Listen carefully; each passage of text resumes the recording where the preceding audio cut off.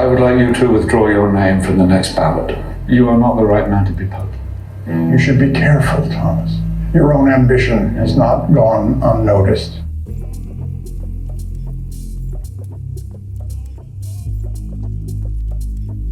Let's talk about the Pope. Let's talk about his legacy. What has he done? What kind of person was he? And then we're going to get into who his replacement is going to be. But before all that, I just want to start it out by asking y'all, what do you think of Pope Francis? What do you think his legacy is now that he's passed? His legacy for the Catholic Church or for the world at large? Yeah, I think his legacy for the Catholic Church has obviously been very controversial. Some of the things he said have also been viewed as heresy, technically. And I read an article about a German cardinal named Gerhard Muller this week, who was essentially saying the question is not between conservatives and liberals, talking about within the Catholic Church and even the future of Catholicism, but he said, but between orthodoxy and heresy. For me, his legacy is one of leading people away from the Bible and the biblical worldview. Like, that's to me the summary. These are just absolutely absurd, ridiculous, unbiblical things that are antithetical to everything that any Christian leader should be going toward. I personally think that it could potentially still be dwarfed by whatever comes after this Pope, because however much he's done, a lot of it can be undone, but he has set up the stage for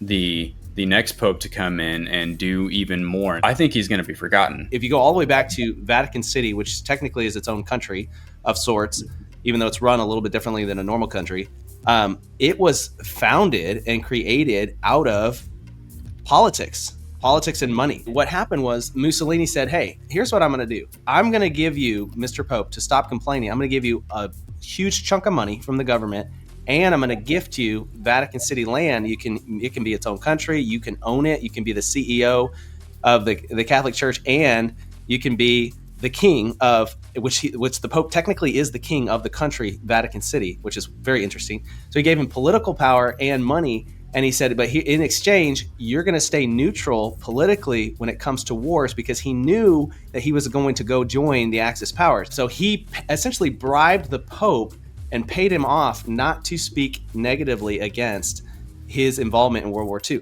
So Vatican City goes all the way back to, the Pope being persuaded by political power and money. So I think there is, even today still, a huge influence there, and so it's like, if that was happening then, why is it not happening now? Who is the next Pope? Who is going down the line? And my wife convinced me. I think I know who the next Pope is going to be. She said that it's definitely going to be J.D. Vance.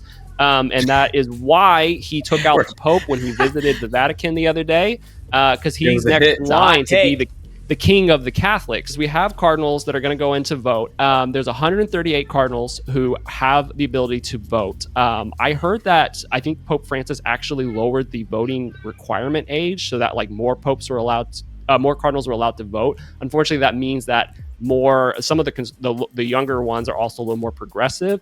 Also, out of the 138, he appointed 110 of them. 110 out of 138 were appointed by him.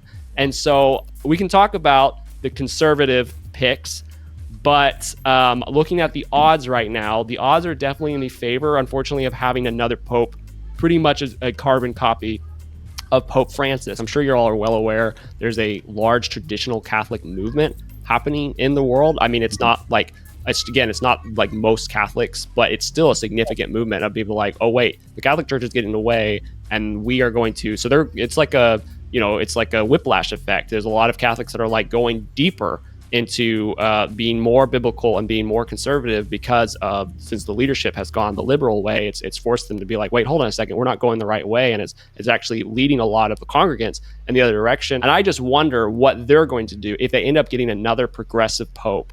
I wonder what the traditional Catholics are going to do. I think we're going to see a split eventually. I don't think it's going to necessarily happen the next time around, but especially if we keep getting liberal popes, I think there's going to be a split in the Catholic Church, like a legit split. When you see the leadership going the other route, it drives people to say, well, wait a minute, I don't agree with that. What does the Bible actually say? And then they start to kind of look for themselves and read for themselves and feed for themselves.